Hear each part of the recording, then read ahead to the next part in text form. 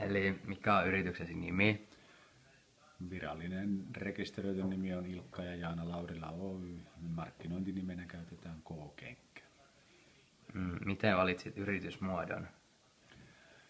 No, lähdettiin aikanaan liikkeelle toiminimellä, mutta yritystoiminnan ja liikevaihdon kasvettua niin jo verotukselliset syyt painosti siihen, että piti muuttaa osakeyhtiöksi.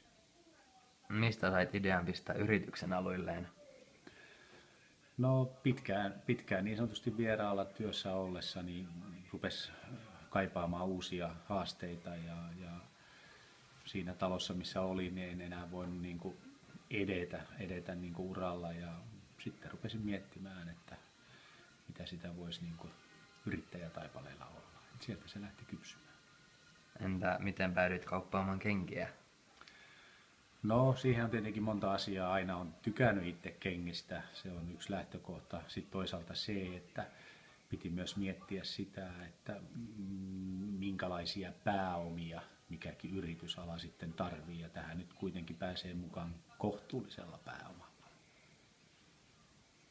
Entä koska rekisteröit yrityksen? Vuonna 1993. Kuinka kauan kesti, että kauppa alkoi käymään?